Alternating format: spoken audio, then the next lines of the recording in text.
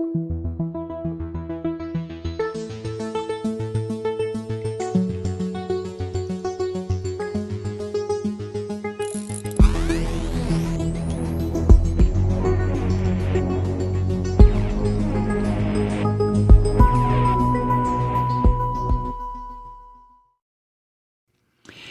me stick with Biden here a moment before I move on. He announced today, was it today? The full withdrawal of U.S. troops in Afghanistan by September 11th. I'm sure that date was not picked without a lot of thought. It was, this will be the 20th. That will be the 20th year since the attack on the World Trade Center. Is that right? Yeah. So September 11th, all U.S. troops out of Afghanistan. I can't help but think that somebody in the Russian military is chortling or chuckling over all this because the Russians had a ignominious withdrawal back in when? 1989? 1988? Afghanistan once again proves that it is the country where empires go to die. Once again, Genghis Khan, Alexander the Great, the Brits twice, the Soviets, the United States, every single country that has tried to invade and or subdue Afghanistan has left after being bloodied with its tail between its legs. Oops, sorry, didn't mean to invade your country. And now it's our turn. Now, this withdrawal brings to an end, of course, this country's longest war, if that's what we're to call it, a war. I know what happened in Afghanistan made an awful lot of people rich. A lot of contractors. It also gave rise to a horrific policy in the United States that puts us on the same level as Myanmar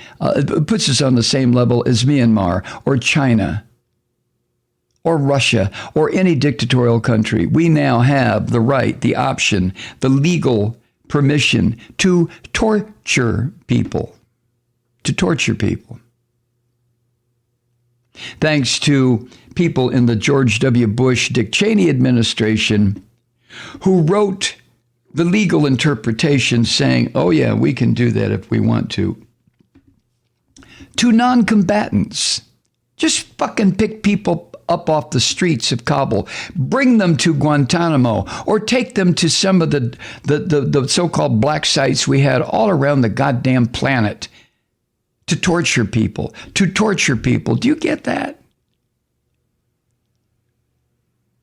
How quickly we forget. What's the quote? The quotation? The past is never dead. In fact, it's never even past. That's part of our heritage now. We are a nation that sanctions or allows torture. And it can be of people against whom we've not leveled any charges, just suspicion.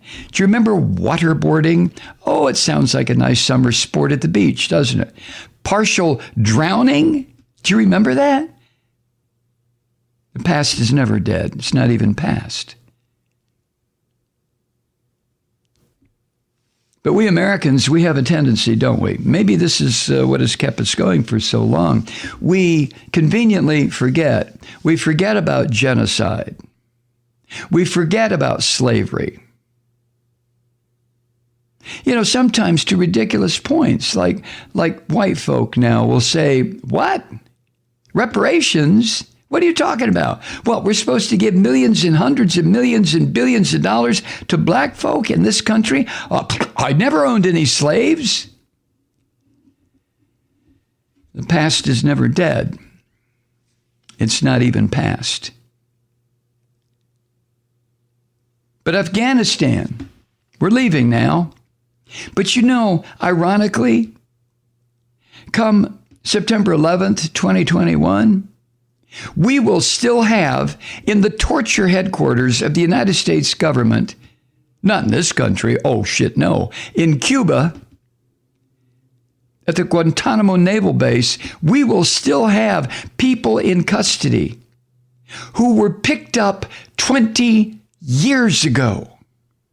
Do you understand that? Who've never been charged with anything specific to which they can answer in a court of law because they've never been allowed in a court of law.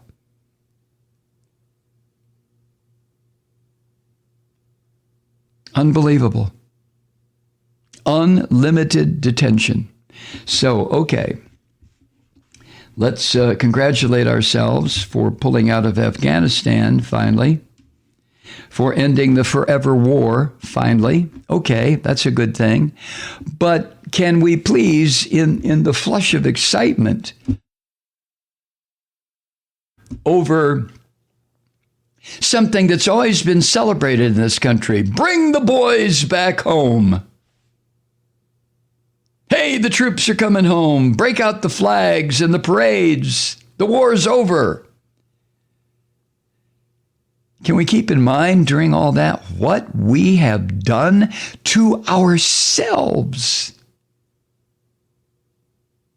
Not to the Afghans and all the various ethnic groups that make up the population of Afghanistan. Not what we did to them. They're used to it. They've had 2,500 years of fighting off this shit. Imperial countries that say, well, I think I'll go take over Afghanistan. But what we've done to ourselves, how that invasion, our invasion of Afghanistan, led this country to become a nation that now legally permits torture. Oh, let's not get into the nuances and the niceties about the language. We now torture people whom we haven't even charged, who have not had a chance to hear a presentment against them in a court of law, have not had a judge oversee what is about to happen to them. That's who we are. And we also have, we've done this before, of course, reserved to ourselves the right to invade another country whenever the fuck we feel like doing it. Justification? Sure.